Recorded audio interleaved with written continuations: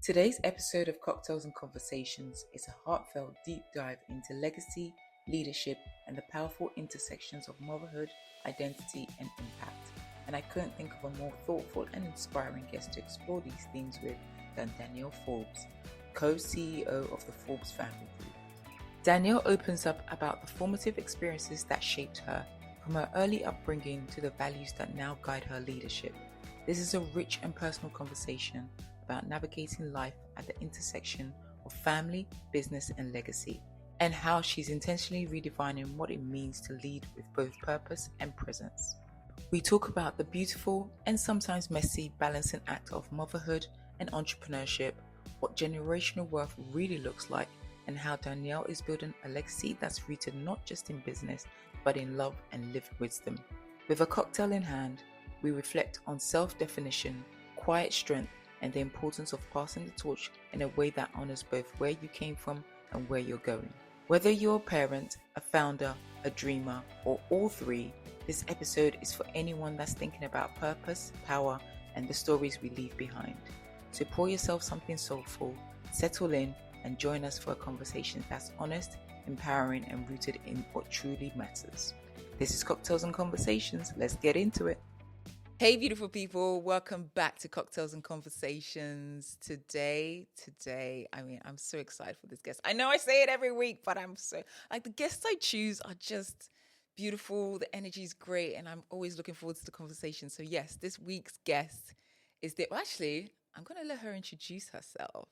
So please introduce yourself to our audience. Hello, audience. I'm Danielle Forbes from the Forbes family group, joint CEO.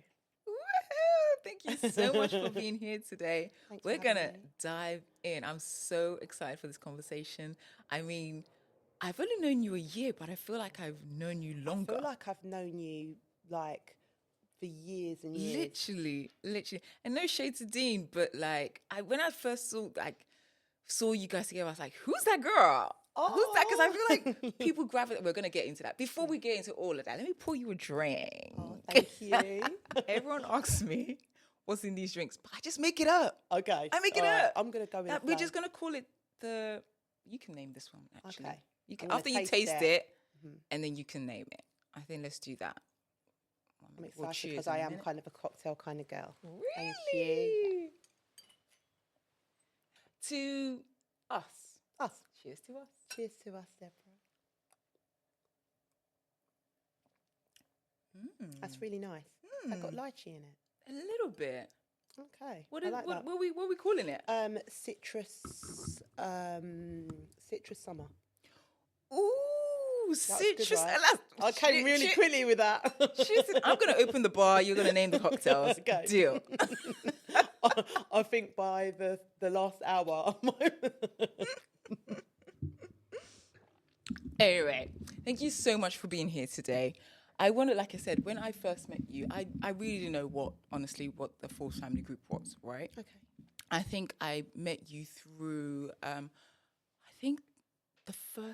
when I attended a cap table. Yes. Which again, I didn't understand what that was, because when Anne-Marie invited me to that, I was like, I don't have money to put on a no cup table. I ain't there yet, yo. I'm just about to quit my job and start this business. I'm not quite there yet, so I don't know what she wants me on this cap table for.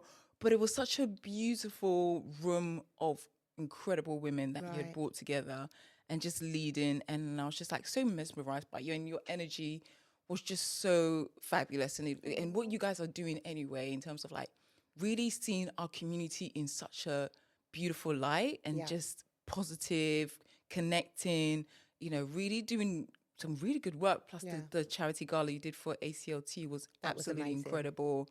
But before we get to all of that, take us to the beginning. Okay. What was young Danielle like? Oh my goodness. Young Danielle was, I was quite bubbly, a bit of a joker. Just avoided being serious at most times. Funny and fun and happy. Really happy. Yeah. What took your interest? What kind of hobbies and stuff did you like? Drama. Oh, really? Shock. No, so did Yeah. I really wanted to be an actress, I but wanted to be an actress. oh my God, but I stuttered every time I got on stage or I had to perform. Yeah. So I was like, okay, maybe an actress and that. Yeah, it's not working out. Maybe I need to rethink this. But oh my God, drama. Non-talking role. Right, then I moved into design because at least I could be creative, but I didn't have to talk to anyone. Literally. Funny enough, I didn't move into a creative industry. Really? Yeah, From not drama? very. Well, the media industry, but kind of not as creative as I would have thought I would have. Because I love drama. And then my mum was like, you won't earn any money. And I was like, okay. Right. They literally, I mean, you got to give it to the parents. Like, I guess from an African Caribbean background, they just didn't have that knowledge, right? For them, creativity didn't mean you were going to put food on the table. Right. So it's you're like, going to struggle, what do you mean? basically. Literally, until I got Vogue, I don't think my dad understood what I did. He was like, really, he was not for it. He's like, what do you mean you're going to? What do you? Yeah. He was not getting it, right. So I guess they did the best with what they had, and they had our best interests at heart. But 100%. Sometimes I'm just like, well, I did rebel because I still went to London College of Fashion, what I like. and I did my course, and I was very much I just wasn't academic. It wasn't me.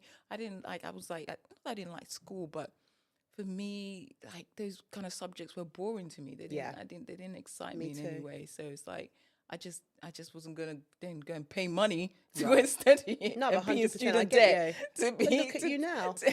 Look at me now. Look at me now. So from drama, tell me. So from drama, how did we get into?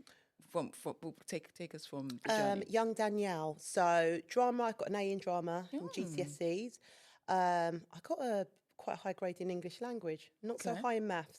Yeah, me neither. We won't go into that. We were creatives. Exactly, creative souls. What was I like? I was one of 3 girls. Oh. So I have a sister 7 years younger and a sister 7 years older. What? Yep, big gap, right? But how do your parents do that? 7 years? I know. Well, single parent mum. So, but yeah, we're all really close. Mm-hmm.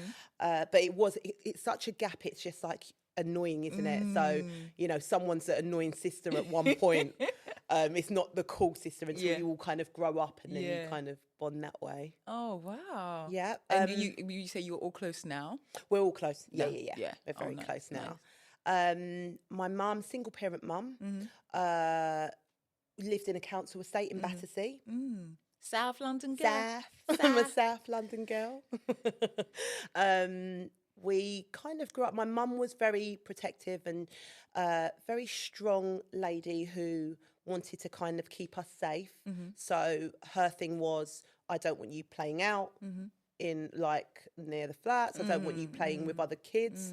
So it was very much like, you stay at home, read books, work and keep an eye on and you. stuff. I mean, I'm brilliant with TV series, like just I know them all. But she was very much like, that was her way of keeping you off the street and going down a route she didn't want you to go down. And how did you feel? Because obviously, were your friends outside playing? And my friends were out playing. They were outside. And I had a window. Little Daniel just watching everyone just playing. I was watching all my friends. And then like some days I'd be like, oh, maybe my mum's in a good mood. So I'd open the window and I'd go, just knock on the door and ask if I can come out and play. I'm like, please. And then I'd like wait behind my bedroom door and I'd hear the door knock. They're like, hello, can Daniel come out to play? And, no, she's not there. And just, slam the door. And I'm like, cowering from the window. Oh my God. But I felt it was a little bit unfair because growing up in Battersea, lots of different families, and a lot of them were 2-parent families, so they were allowed to do a lot more than I felt like I was able to do. Right. They may have parents that drive, so when there was like a birthday party and it was far away, they were able to go. Sometimes I'd be able to go and my mum would say, okay, you can go with them. But most of the time it was literally like, no, if I keep them in the house and keep them safe. That's the way to protect. That's the way to protect. She did what she knew. And she did the best thing she could. At the time I was obviously. Yeah. Of course. I have the same, like now now I'm like, oh, they did the best with what they had Right, at the yeah. time. At the time, they mean. at the time, I was ready to run away. I was Right. like, I can't Me take too, this. right? I can't take this. I was like, I'm running away. Yeah, I actually did run Never away going back. once, you know. Did you? How old were you? God, I can't remember, but I think. But the thing is, I forgot something at home when I went back, and my dad was there.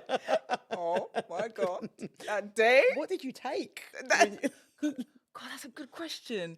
What did I even take? I don't know. I think I was just one of those kids that was just like, no, I'm not gonna stand for this. I don't know. I just didn't want to do the status quo. I didn't want to do what there was. I just felt like there was another way, or like, this can't be it. This can't. It must have been. It's unfair. Yeah.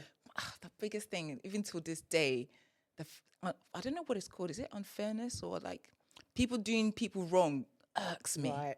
Irks me. Injustice irks me. Right. It's like one of my, it just gets under my skin. I'm like, that is unfair. That's wrong. You can't do like better. Justice. You know, I'm very much like my sister's like, go 0 to 1. Like I could be the sweetest girl, but if you like, you take my seat or you.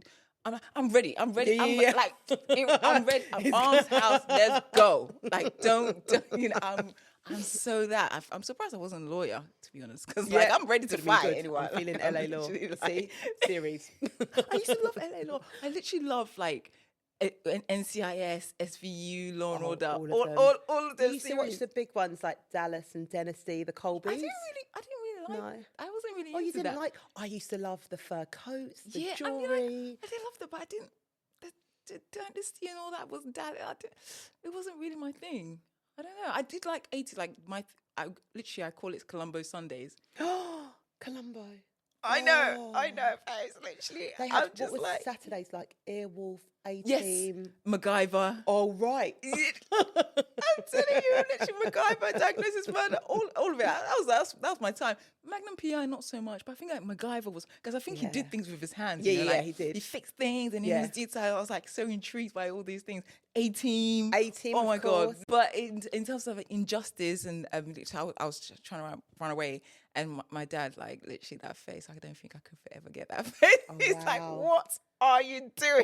Was he the stern one? What was your mum like? Very, very stern. Very, very stern. I don't know, I just was so...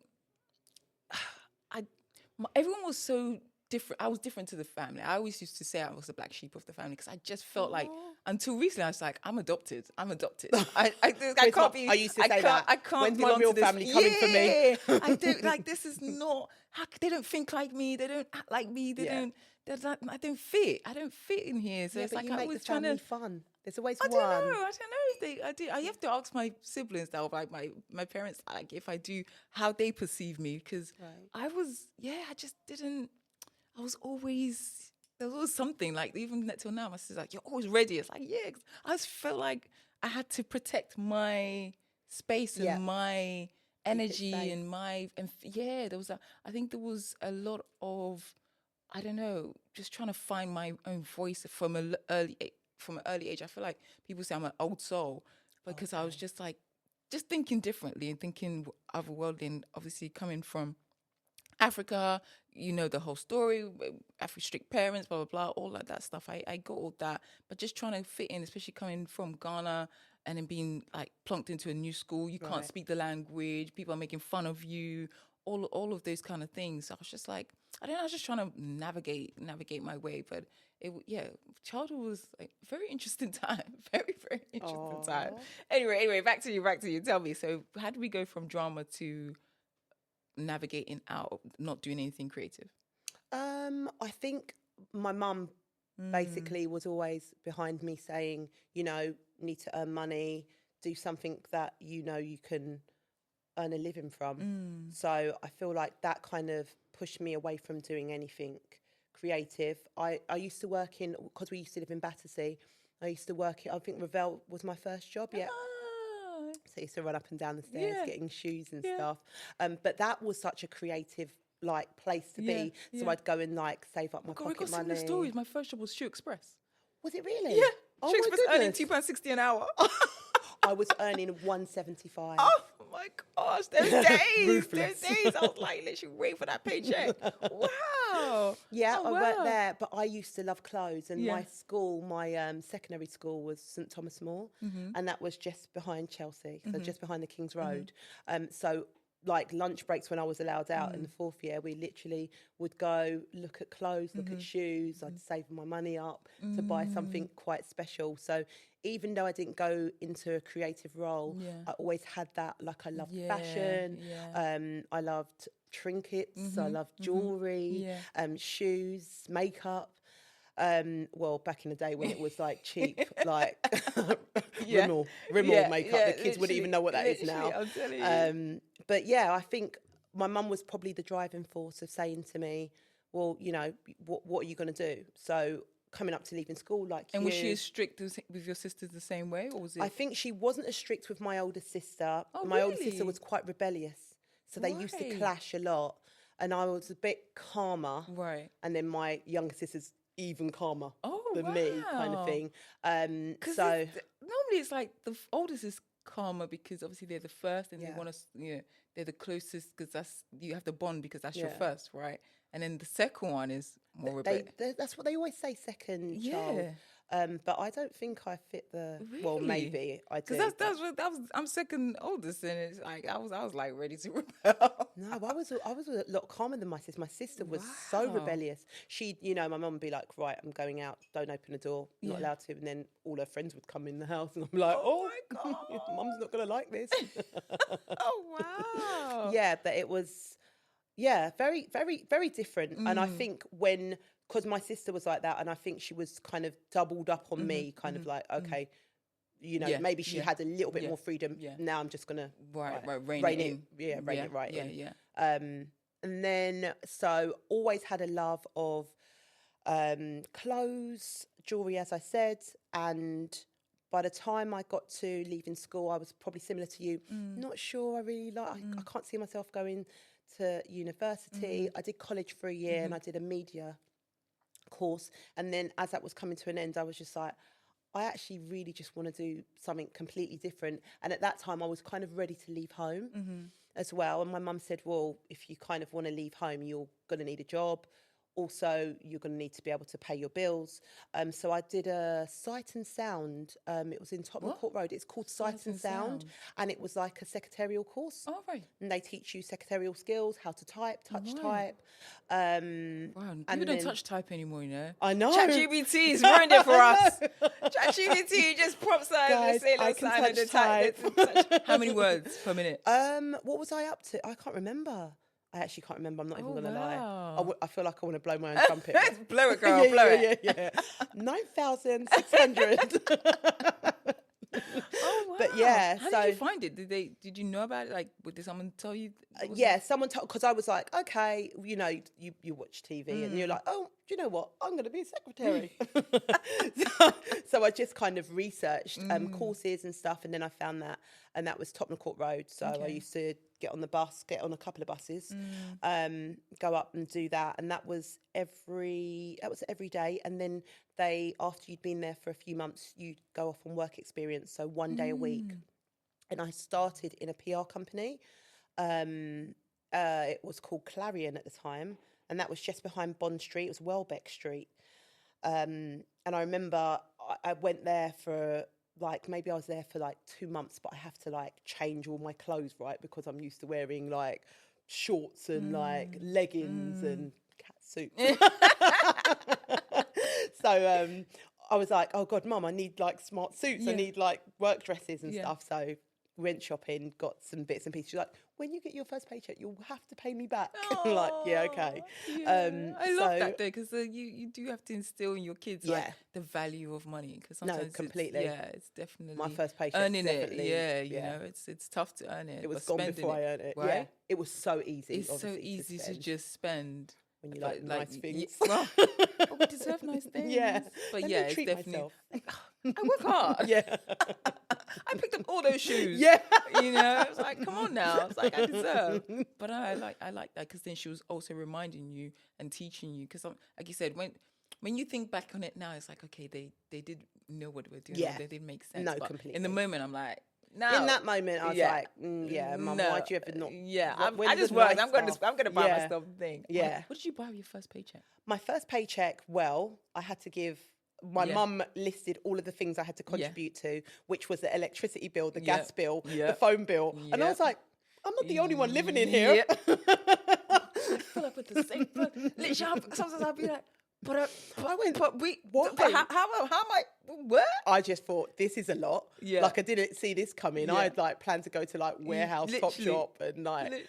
But so I think the first thing I did, I was opposite Selfridges, and I went over the road and I opened a Selfridges card, £500 limit. Oh my God! I thought you were gonna say you went to a bank and put in a savings. Oh no. Not much has changed as I've grown older. And I had my first store card. Oh, but I didn't max it out. I literally just bought something for myself. And then I was like, well, if I buy that with a store card, then I can make the next payment the next month. Look at you. I'm getting paid. You were just literally plotting your always ways. planning just to buy stuff. Oh my God. Buy nice stuff. So I was working probably for about, I want to say 2 years. I bought my car. Bought my first car. Started driving at 17. And for me, it was like quite a big thing because my mum didn't drive. Yeah. I had aunts that drove, but it was like something kind of new. My sister didn't drive at that point. So we literally are the same. I'm the first person in my siblings to drive. Really? Buy my own car, drive. Yeah, I shouldn't say, but I was driving illegally. I used to They're gonna backdate. Literally drive my car and then park up and then jump in the instructor's car, and he would look at me like, "No way! You were driving yourself to your lessons." Oh my God. Because I just thought the only way to pass to actually get the car, because there's every week trying to do this lessons. And that's the thing, my brain just worked differently. Right, like I just you. didn't, my brain worked differently. That's my excuse. Yeah. Like literally. Experiences. But I literally had to beg my dad to let me get the car because he's very straight and I very strict. Right. You don't have your license. You can't be driving. I was like, no, it's my money. I just need to sign it. I'm going to cover the insurance. I'm going to do, I covered everything. I just needed you to sign this thing to say, like, you're going to back it, blah, blah, blah. But it was my money, everything, just making, like I was the first one to drive. Wow. Did you pass first time? No.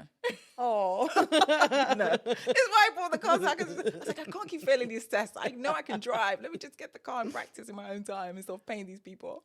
But was it the days of so you don't have to take the written tests and the theory test? No, I did theory. I'd done all that. So I'd done some lessons and then I was literally taking the test, but I was failing it. I just didn't get why. But like I said, I'm not good at tests. Like I'm not a test person. At tests either. Like literally. So, but you passed first time. I passed first time. Exactly. But there was no theory test back then. Really? It's a long time ago, Debs.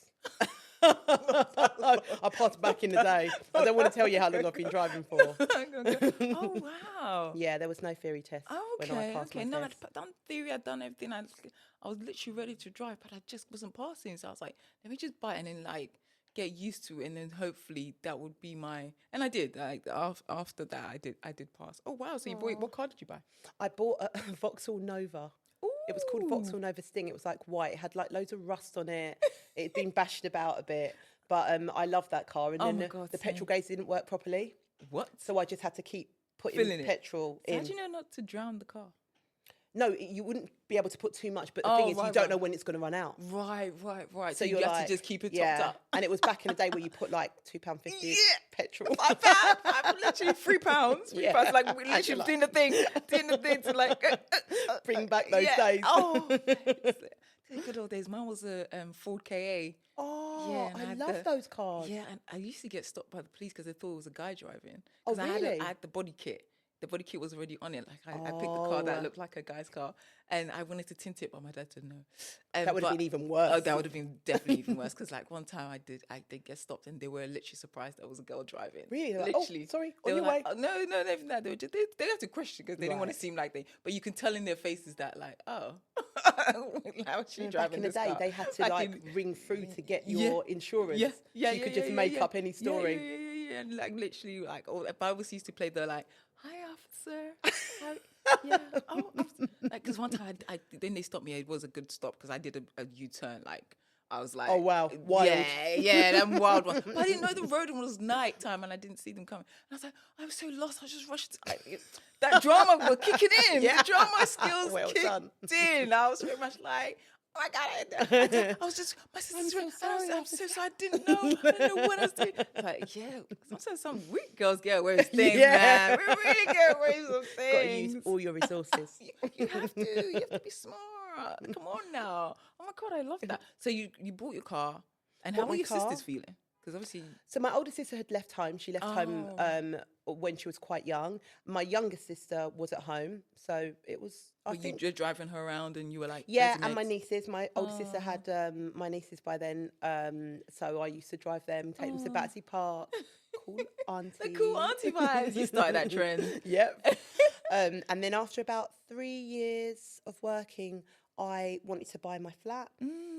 So I sat down with my aunt actually first of all and said, I need to know, can I afford to buy my flat? Wow, so look at all these powerful women in your life. I know, I really love powerful. So she sat down with me, looked at, right, this is what you're bringing in, this is how much you'd be able to pay, how much have you saved? And I'm like, nothing. I haven't saved anything. And then I was very lucky because I think the Royal Bank of Scotland were doing 100% mortgages. Yeah. So I was probably one of the last ones to get in on that. And I bought my first flat. Oh my God, where was that? That was in Penge. Where's Penge? Penge is just past Crystal Palace. Oh, okay. Yeah. South is a whole nother I country. know it is.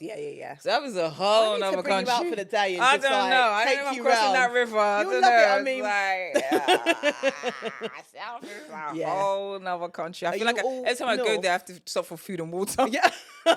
I think Anne-Marie's a bit similar as well. She's like, oh, do I have to come down here? It's so far. And so, like, you're literally in South and you're still going. Literally, when I was, where was I going? I think I was going to visit a friend or something. I was like, damn, yo, I'm still driving. Yeah, where the hell do you live? Like, where am I going? It's like, I'm just like, this is too wild. It's like, I love if you're in South London. What do you love about what is it? I love Everyone everything. I do love South, but it's like, I don't get it. I love South London. It's just because it's home for me. It's Sometimes home. I'm like, if I win the lottery and, or like, you know, there's Omaze, like, when they Right, do the, yes. I was like, if I win in South, am I actually gonna look like, I don't know. What, you're going to sell up straight away as soon as I you might, you like, won't even go and look at it. South is just, you don't even have For proper sale. tube stations. Like, it's just so We're getting what? better. I mean, like Vauxhall has got like Yeah, Vauxhall is more like yeah, but central that's there. yeah. Vauxhall's not really like. Yeah, but I'm from Battersea, so it's Yeah, not. that's true. I used to like go over the bridge, and it was no time. I used to drive. It Yeah, would take that's- me to get to King's Road.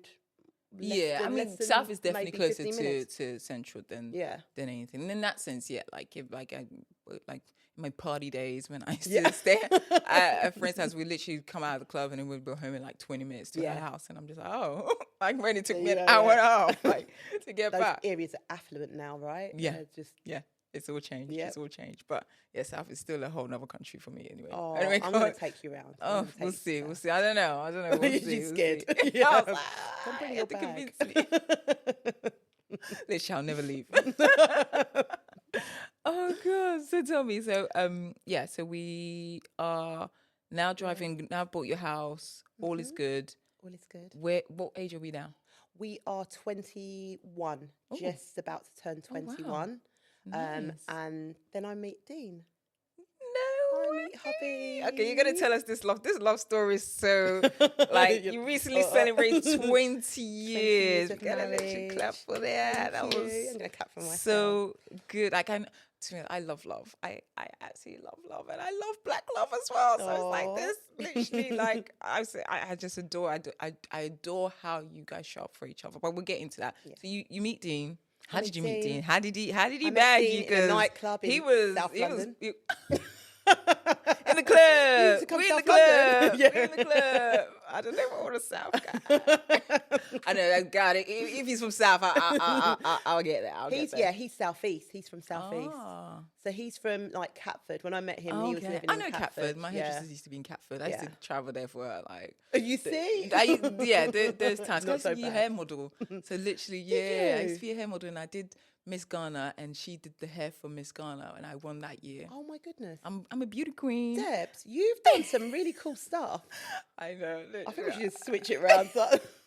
Every guest is like, I need to interview you. Yeah, Like, yeah. no. This is not So my many time. layers. So yeah, from there we became friends, and I think one day she called me and said, I need a hair model, and I was like, what? I was literally in North. And she's like, I need you to come to Catford. I need a hair model. And literally, at this time, my hair was like maybe down to my shoulders a little bit. Yeah. And she cut it into a Mohican and colored it 6 different colors.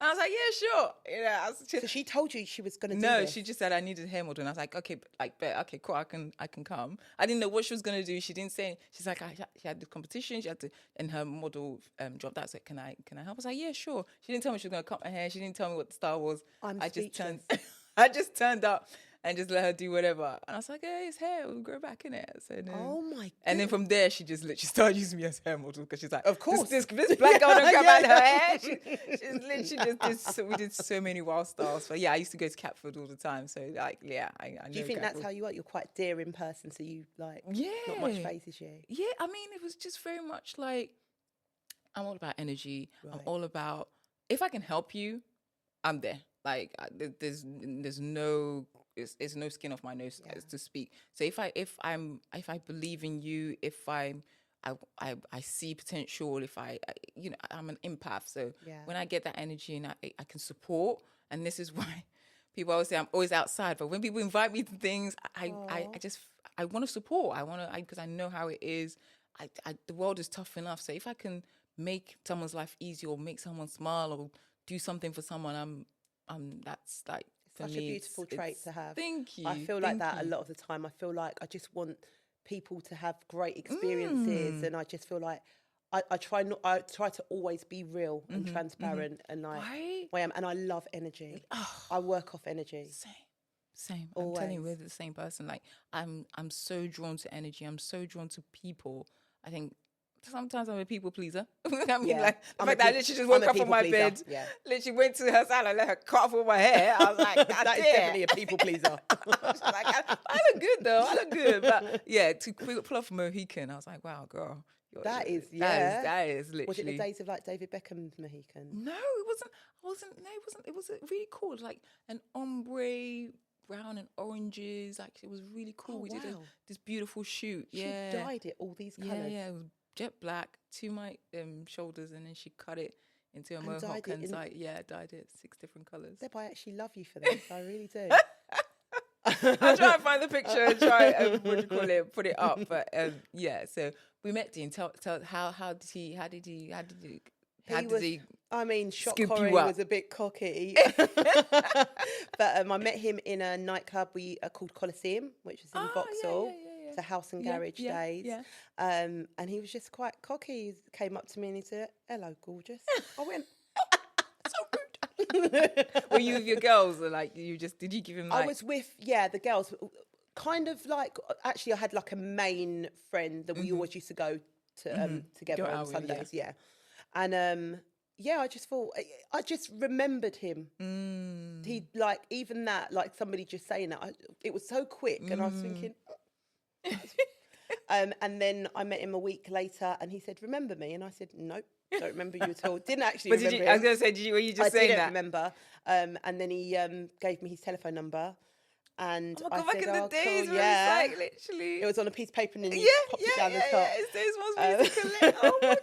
And I remember after about a week, just before a week actually, because normally I'd be like, shall I ring? And I was like, let me just ring him and like talk to him, see what he's like. And I remember ringing him and being on the phone. It was like I just not just met, it's like I knew him. It's like we were laughing, we were joking, and I was like, oh my God, I haven't ever rang somebody and felt this kind of connection. Yeah. Didn't know how to explain it because I'd never felt it before. But you were dating for, so it's not like he was like the first guy.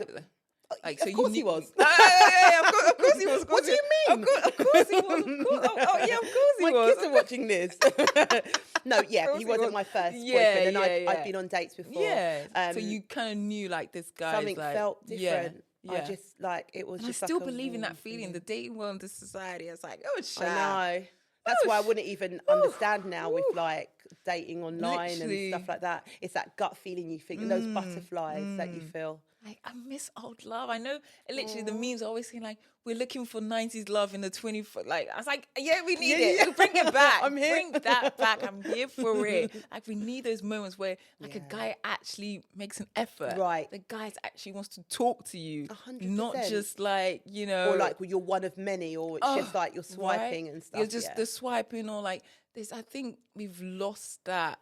We have. I mean, that's a whole nother conversation. I but mean, anyway. then we'll go to screens, and then we'll be like, everybody's on a screen, so like nobody's Right? actually interacting with people and talking, actually properly. talking. And anyway, so you were speaking. He was being his charming self. Yeah, and then he asked me on a date. Where was our first date? Well, our first date was we went to cinema to see Blade. Blade One. I don't know when you started watching Blade, but like Blade 1. And I remember him saying, "Oh, you don't live far from me." Because I literally, it was like a 15-minute car journey, but really? it was the days of A to Zs. So I had like my A to Z open. I was driving. I was trying to look, and I'm like, "Where's that road gone?" Oh, page like 125. And I remember driving, and I've been driving for an hour, and I'm like, I should be here now. And he rang me, and he said, "Where are you?" And I said, "In Camberwell." And he went, "How have you got from Penge to Camberwell when Catford..." Anyway, so yeah, big mistake, huge mistake. Anyway, he directed me, picked him up, and then I met his younger brother, who at the time said, "Oh, you look a little bit fancy. How old are you?" And I said, "I'm your brother's age." And then he says to me, "Oh, you're 19." And I went, "What do you mean?" So Dean had told me he was like 21, and he wasn't. But by then, obviously, cool feelings. It was too late. Oh wow! Yeah, but I and then love that. from there, I can't even. It was just happened. yeah, and just seeing each other quite regularly, talking every day and stuff. Literally, and just build a life, right? And it was the days when somebody has to say, "Will you be my girlfriend?" Yes. So yes, after a while, he did. He just said it on the phone, and I was like, "Yeah, okay." Do people still have to do that now? Like they do more so, right? I don't even know. Are you my girlfriend? You got to check in. Like I don't know. Are we a Dating thing? world, I couldn't tell you. I don't know what. I don't know what is going on. I just pull myself out of it because something special is coming for you. That's why. Amen to that. Amen to that. But right now, I don't know. I don't know. So if you're listening to this and you're young, attractive, oh my God! Now this has turned into a date for sorry, Debs. Like just telling me, it's like, so I'm Deborah, and like I like her. No. Yeah, you could do a podcast and just like a date for Debs. No. I like that. We'll watch you every week and go, nope, not him, Debs. No. This is going to turn into a dating show. Oh my God! Wow. So you basically building your life together, right? And how did it grow into where you guys now in terms of building Forbes Family Group? What made you guys kind of bring this, community together? I mean, loads of little kind of steps along the way. Unfortunately, there was sadness. Our daughter was diagnosed with leukemia before her second birthday. Oh wow, that young. So yeah, so we spent a long time in hospital because it was quite an aggressive type. But you had one kid by this time, right? So we had 3. So we had 3 under 2. Oh wow. Yeah. So the twin. Oh yes, yes, of course. Yes. So 2 yeah, pregnancies, so yeah, I can't really show off. Twins you're like, you were busy. No, but still, like I'm telling you, like it's a blessing to get pregnant, go to full term, deliver a healthy baby. 100%. Like I'm telling you, women are superheroes. Right. It's a major blessing. It's a really major. I don't take that for granted at all. It still amazes me to this day. To be honest, it's take it for granted at all. It's such a blessing and a beautiful thing. Yeah. So what did that do to that dynamic? Because obviously you were working mum. I was working, and then I got pregnant with our son. So I was on maternity leave, and then as I was planning to go back to work, so I was talking to my employers at, I think it was probably my son was maybe about 7 months, 8 months. So planning to go back after he was a year, and working all of that out. And then I got pregnant with twins. Well, not by myself. But yeah, so we spoke about it, me and Dean, and he said, this is going to be a bit wild. It's a bigger deal now. So he said, I'd prefer if you didn't go back to work. So I rang work and I just said, you know, I'm going to bow out because I feel like this could be crazy. And I worked in Bayswater and it was quite a journey as well. And I was thinking, getting on the tube with like a double belly. Yeah. And no belly, that. double belly. Oh, yeah, of course. Yeah, because I was massive with the twins. Yeah. But so I didn't go back to work. And then it just became like a full-time. I feel like I did go back to work because that was 3 under 2s was it is that tough. was a lot of work. Yeah, it is. I'm telling you, it's like it's a full, like I always say, like I can barely look after myself. Yeah. Right? And you bring kids into it. You have to think, your brain now has to think about how many different people. Like how do you even juggle that? How do you even I feel like when you're thrown into it, you have nothing. I've always been great with stuff like that. You throw me into it and then I'll just, you know, pivot where I have to pivot and I'll figure it out. Yeah, definitely. You have to be organised with that many children. And it took me a little while because before, obviously, it's only you. So you're like, I don't know what I'll wear tomorrow. Yeah. Let's see how I feel. Yeah, I'll look out the window. Yeah, I'll just be and then suddenly you have to be regimented and like, and I'll tell you what is brilliant. That's where Dean comes in because Dean is so regimented. He plans. I mean, he had a spreadsheet before I even came out of the hospital. Yeah, about timings and bottles. Not for me, for us, for him. He was hands-on. Yeah. He was so hands-on. Yeah. And it was amazing. He's a great organizer. So I didn't even feel I didn't go through any kind of sad periods.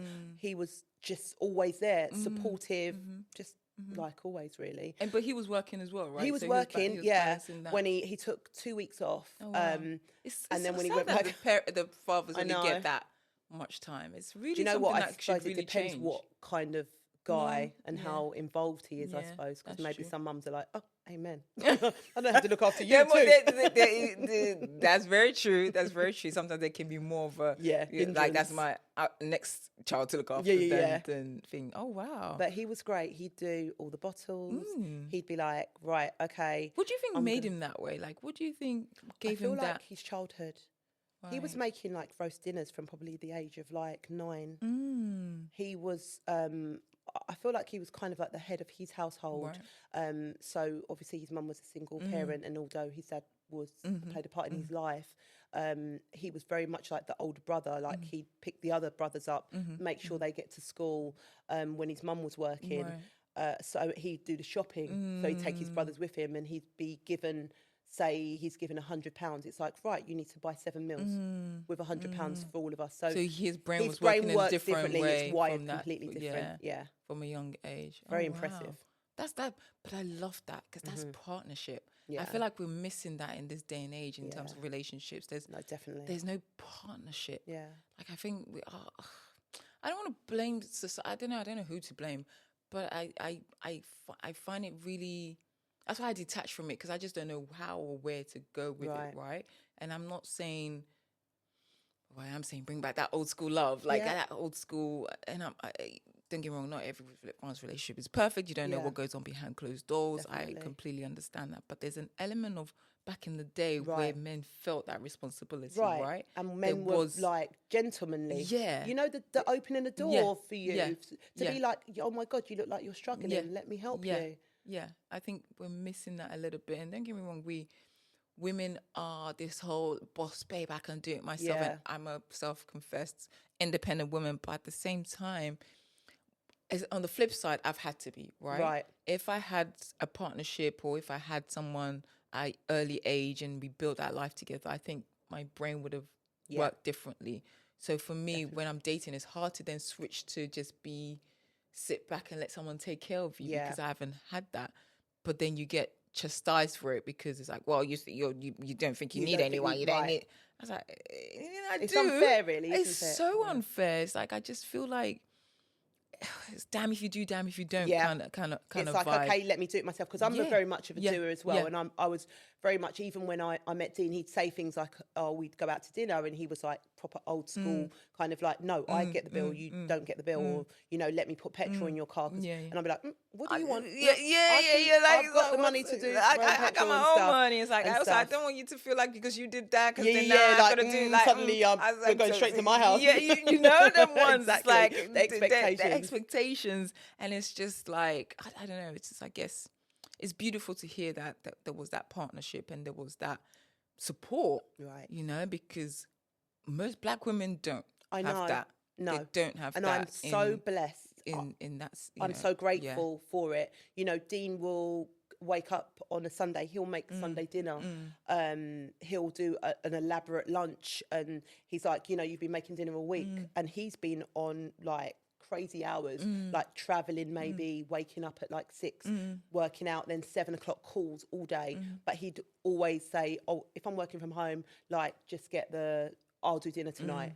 It's always just that thought process that thinks about me. When suddenly he'd be traveling, he'd come home and he'd say, right, okay, why don't you go and have a sleep, or why don't you go out and do something?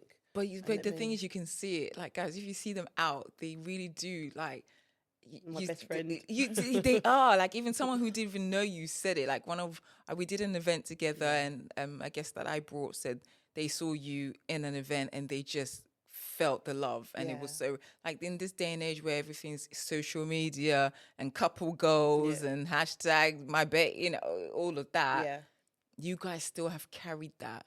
What is the secret? Oh God, I wouldn't. I don't know. Tell us, please. The right person. The right person. That's all I can say. The right person. When you meet the person that makes you feel like that, or you make them feel like that, it's like a special connection.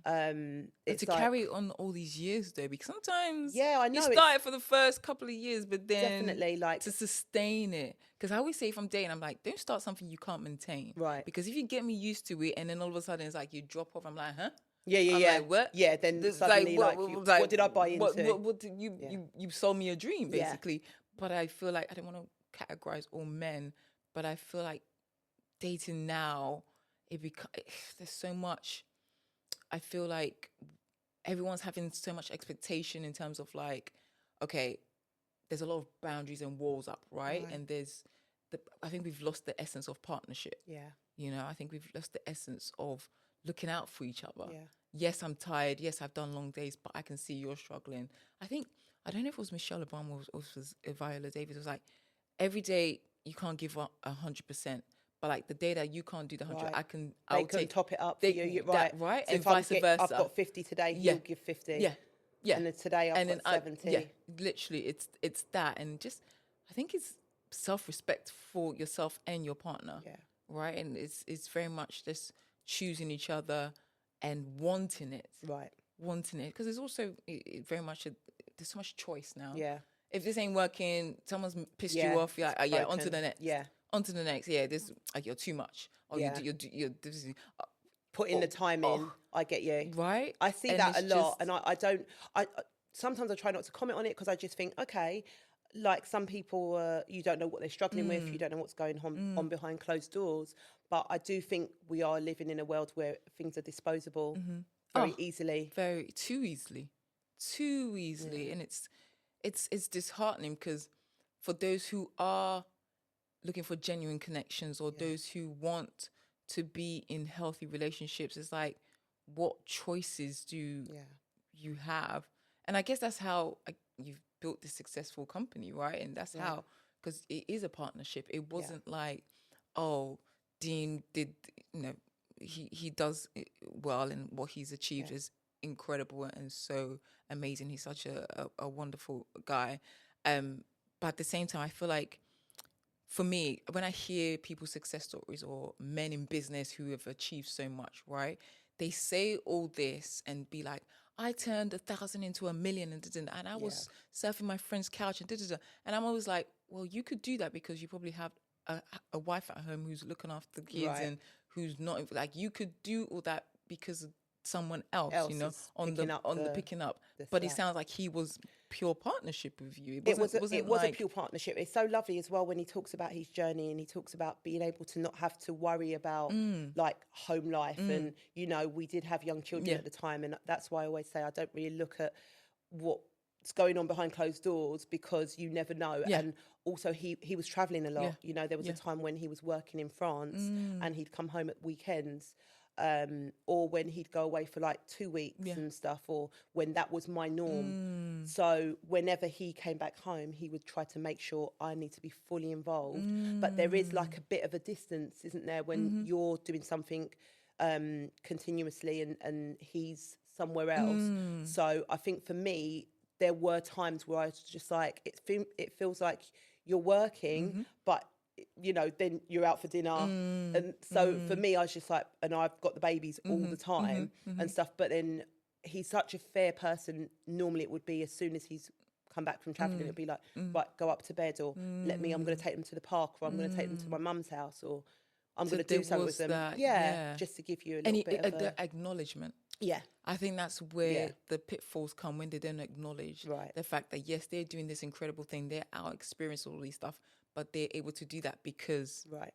someone's at home looking after their kids, or someone's taking care of, they've got Right. a home to come Right. back to, you know, and I think that's where sometimes the challenges are, where some relationships, like, they build you up and then they go off, and then Right. you And I can understand what that is. you know, like, that frustration or heartbreaking. that heartbreaking, Yeah. because you've been there to support them, but then when they've flown, Yeah, now they don't suddenly know. it's like, They don't know I'm you. off doing this. Yeah, and, you know, good luck with dinner. good luck tonight. with good luck and the with dinner. And kids. the Yeah. kids are like, oh, I don't want this life anymore. Yeah. And, you know, do you? Yeah. And you're like, but like, I always remember Waiting to Excel, when obviously that scene. Oh, fabulous movie. Yeah.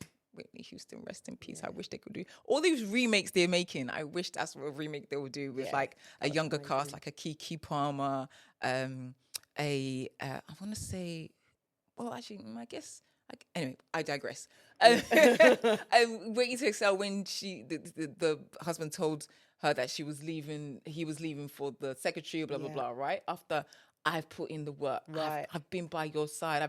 And I feel like sometimes that's where men, like, they amounts all this wealth and success and then forget. Yeah.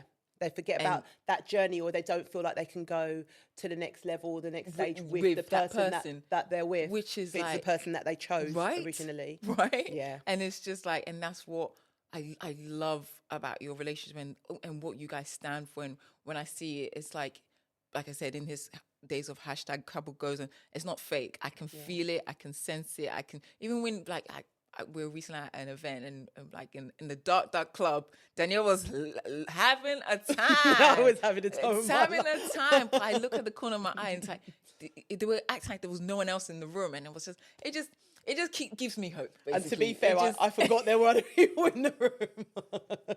It just gives me hope, because it just feels real. It's not put on just for the gram or the show, or, you know, just because you guys work together or you're building this, like, you're not doing it in that sense. I can crazy feel though how many people I say, or they say, oh, I'm not good at the moment, or I'm like, oh my God, I just looked at all of your feet. You look, you guys look happy. It's really, I always say it's a pandemic. It's a pandemic of this couple goals, and like this whole, my babe did this for me, and how many roses and and right? those pictures, and then the pictures, and then film, and then literally you hear on the grapevine, like, oh, they're not even speaking. They don't even like each other. They don't even like each other, but they're doing it to be seen.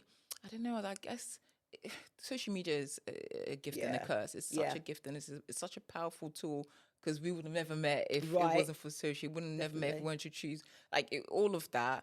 But at the same time, I'm scared of where we're headed. I know, me too. You know, and the exposure and what we're fed. They, like, literally, everyone picks up their phone and straight to, so, like, that's where people are seen. Yeah. Like, people go missing, and you're just like, oh, but I saw you on socials. Yeah. But we haven't spoken for 6 months. Exactly. You haven't rang or checked in on me, Like, but you feel like you've seen me because you've looked at something. Sometimes I just block people, you know. Let them go. Sometimes you've got to let people go. You got to, because, like, they see your life, or they see, but they don't and like I said, it's a gift and a curse because socials, obviously, everyone's putting their highlight reel. Everyone's putting, and some people do vulnerability, but it's really hard to find that balance because you're presenting yourself.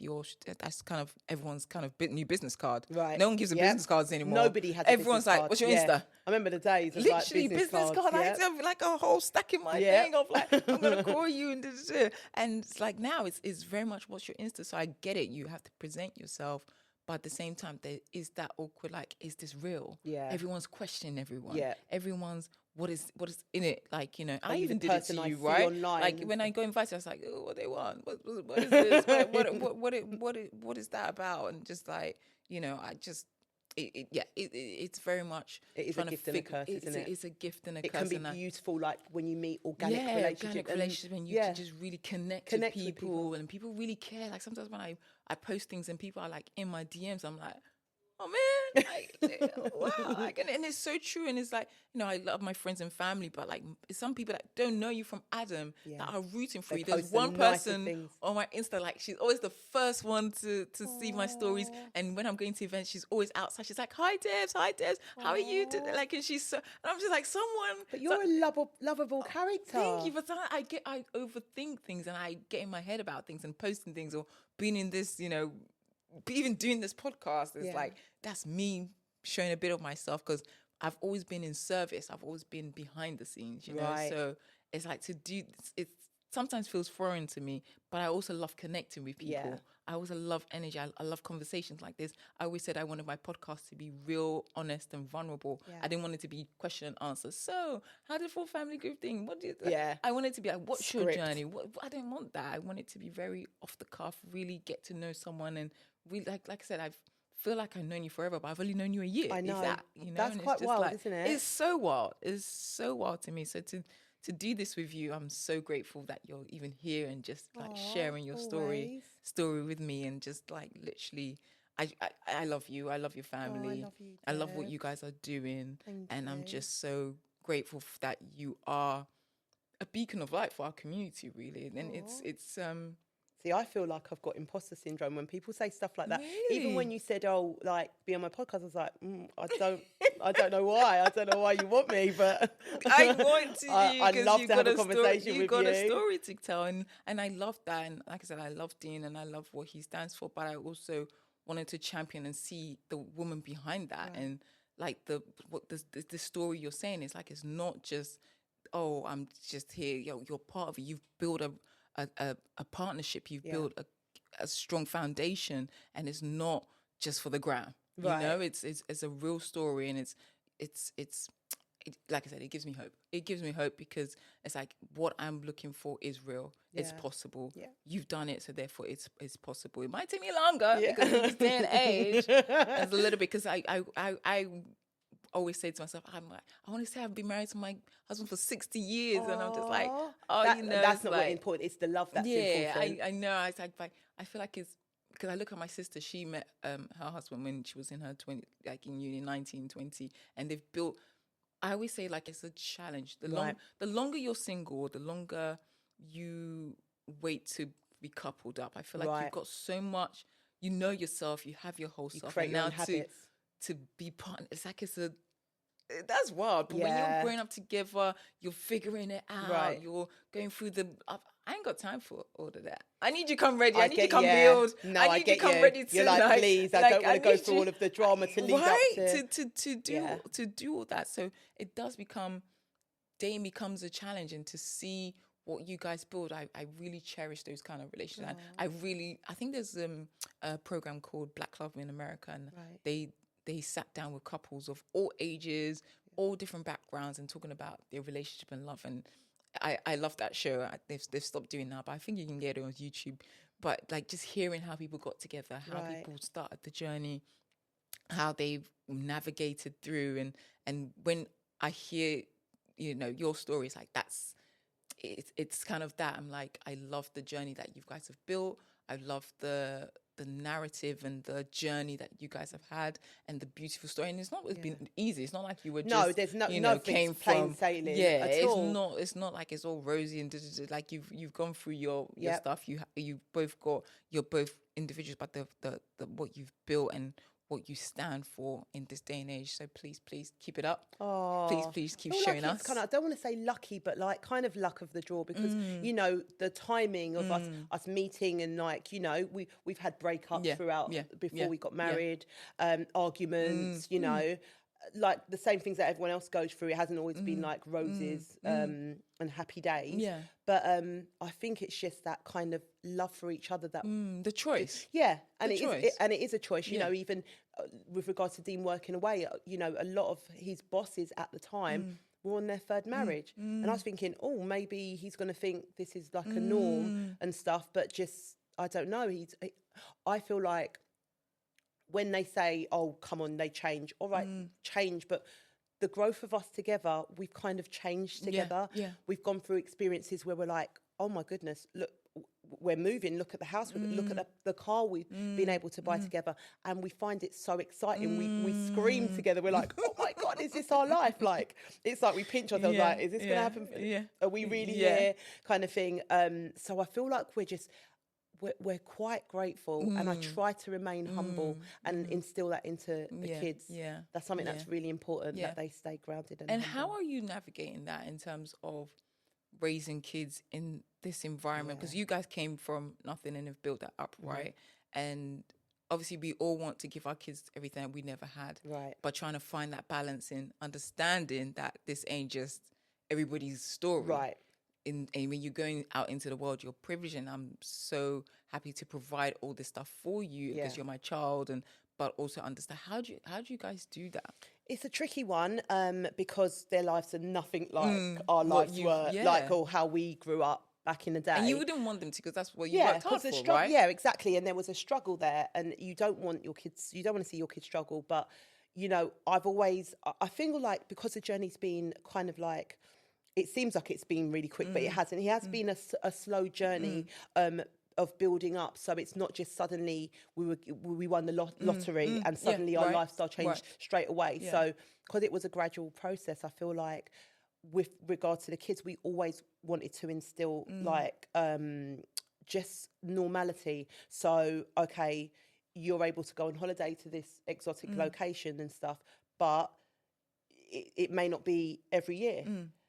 So just kind of slowly building it up until, obviously, as Dean says, we created the Forbes or whatever you want to call it. But I feel like they're very grateful kids. They always, I mean, manners. I always go by what people say when they're in rooms with them, and they say, what amazing kids have you got? Like, they're so... Yeah. I just came from Mentivity, and a guy pulled me aside and he said, how is your son? Because he was working at Mentivity. And he said, do you know, he's like got such a great work ethic, and I wanted to tell you that. He's such a lovely young man that he'll be great at whatever he does. And I said, oh, what? Tell me what he does. I love listening to stories like that. And he said, he doesn't work. He wasn't working in my department. And when I reached out to him and said, oh, could you help me with something? He did it, and he didn't complain about it. There was no funny faces. It was like, of course, tell me what you need. And he did the job really well. And I feel like when I hear stories like that, I'm like, oh, we've won. We've won.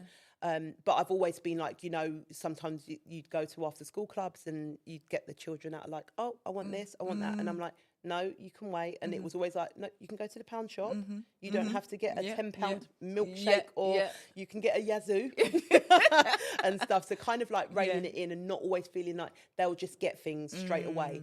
A lot of it is like, okay, your pocket money, you'll have to work to do something if you really want something special. They never were short on like the essentials. However, when they wanted something elaborate, it would be like, well, why would we just give that to you? It would be like, okay, well, what you gonna have? You cleaned your room? Have you done the dishwasher? Have you?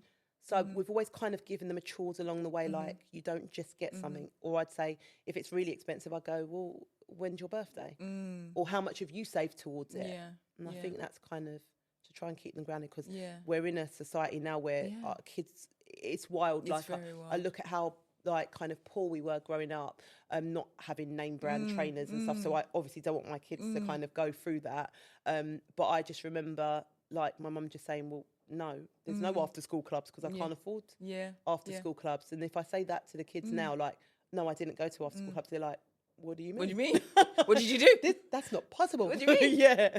Like what? Literally. But yeah, I think they've heard all of the old stories. Yeah. And how do they feel about when they like hear like what you guys, how you lived and like how you've come, like how does it, because obviously you guys knew what it was like, right? But they have no recollection on it. Like how does it, how when you see it through their eyes, how do you feel? How does it feel for you?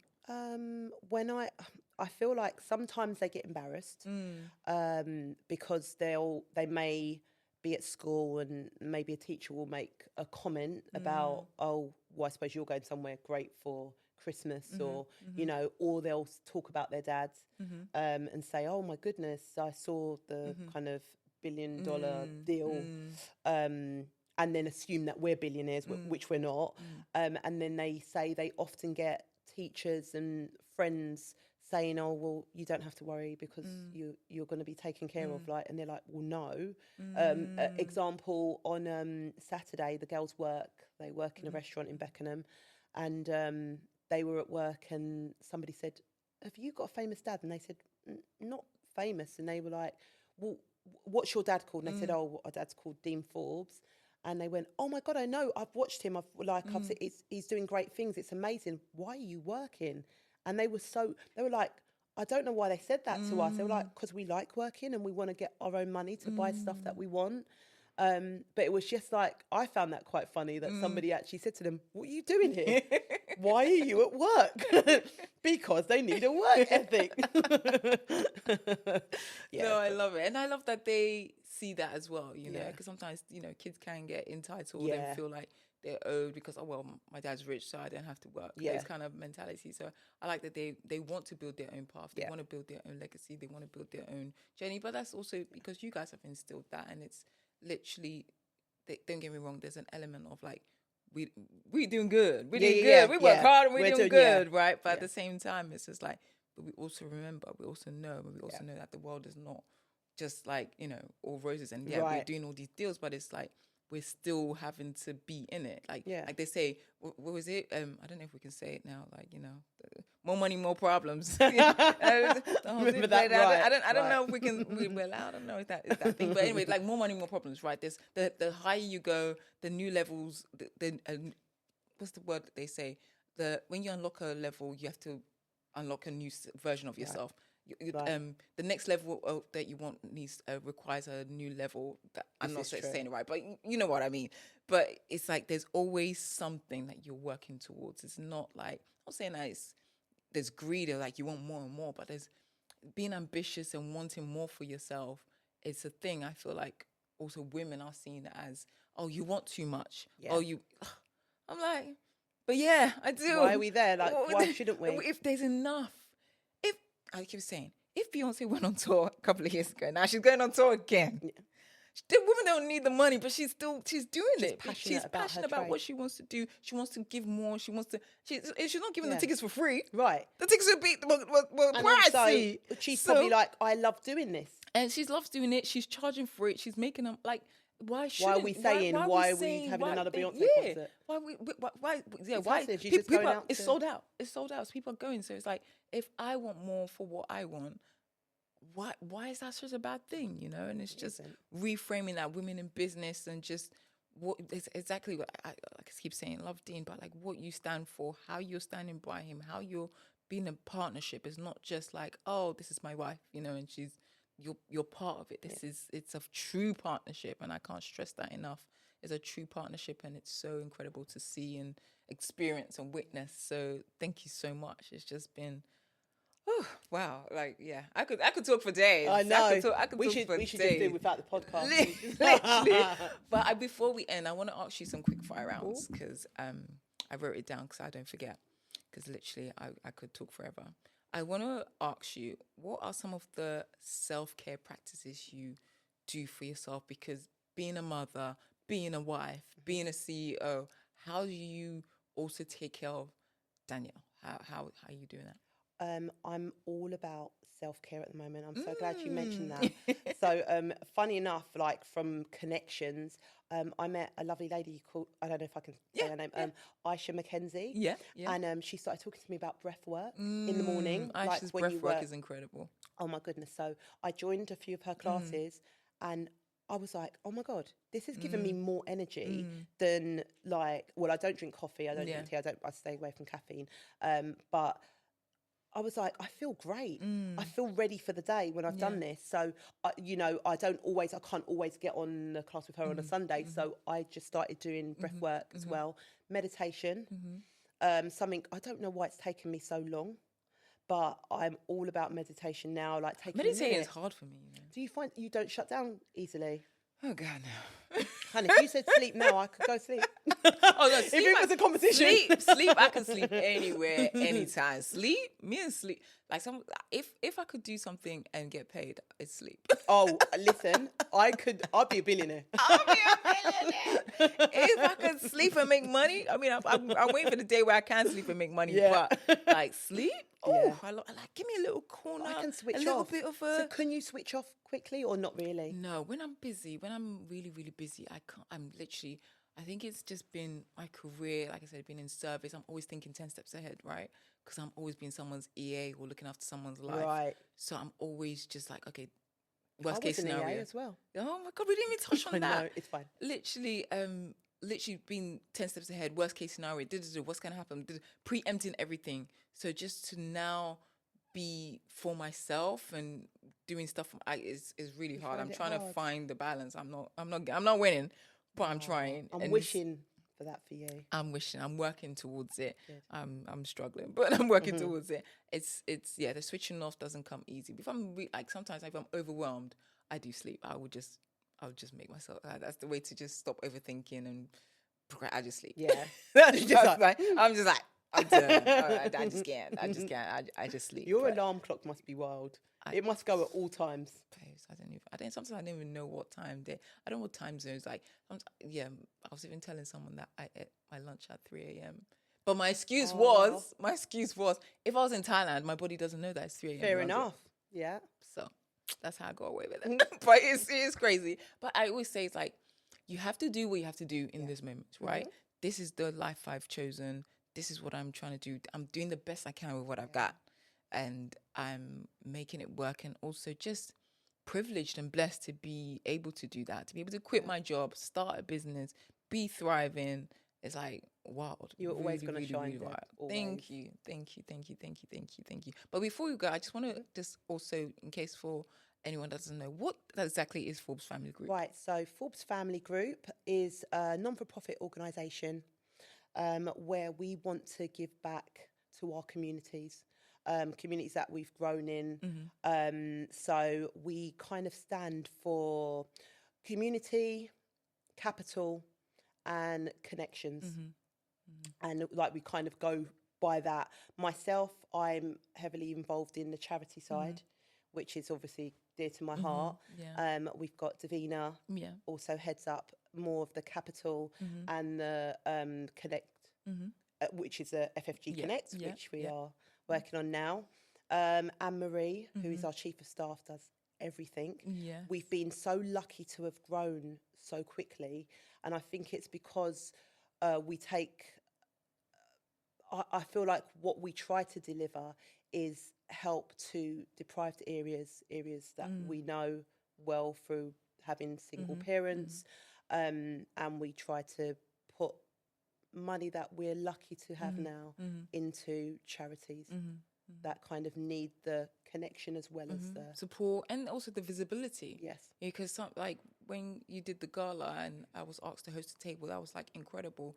But I wouldn't have known or be part of that because I come from the creative world and I know some charities, but it wouldn't have, as much as I know of African Leukemia Trust charity, I wasn't so invested, right? And unfortunately, it's until you've been affected, that's when you seek out these. That's the sad bit, isn't it? That's the sad bit. Until you see and to hear those stories and to be in that moment, and also just to see a room full of us. Yeah. Oh, I was beautiful. That room was amazing. So beautiful. It was just like all of us together supporting. The energy was so beautiful, and for the fact that you guys did that for them, that was really, really incredible. And just blown away about the visibility of how many people came afterwards and said, "Oh, I've never given blood, and it wasn't something I thought was easy to do." Yeah, literally. Okay, so how do you say you navigate the balance between your professional and personal? Like I said, you've been a mom, being a wife, how do you balance all of that? How do you show up for each section of your life? Main important section is my family. It's always my number one. That's like the core of me and who I am. And everything else, I try to do it with like I know it sounds really weird, but like a jolly attitude. Like I make it fun and exciting. So even if it's a lot of stuff to do with the house, or, suddenly we've got loads of things not working and I'm calling people up or I'm trying to get them round, I'm kind of always, I feel like creating relationships, wanting to know more about people. Yeah. So I kind of use that to not get what I want, but get to, I'm trying to find the right words to explain it. I find that, like, whether I speak to everybody the same. So whether it's somebody a plumber that's come to fix something in the house, or whether it's a client Dean's brought for dinner, I always give them the same energy. Yeah.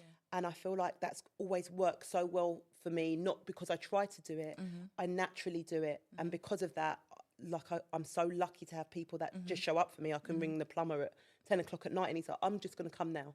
Like, so I feel like just be nice to people and kind to people, whatever level they are. And was there any point that you would say to Dean, no, I don't want to be in that leadership role? Were you ever, or was it always you were going to be side by side? Because sometimes, some people are like, I'm happy at home and let my man do. I feel like how did you find your voice? Working, I always like putting the time in, and I always like to be proactive and productive, and I always want my kids to see me doing stuff, whether it's like working at home or working like somewhere else in a different capacity. But I feel like I never wanted to be very visible, because whatever I want to do, I get very nervous, and I have imposter syndrome, like I said earlier.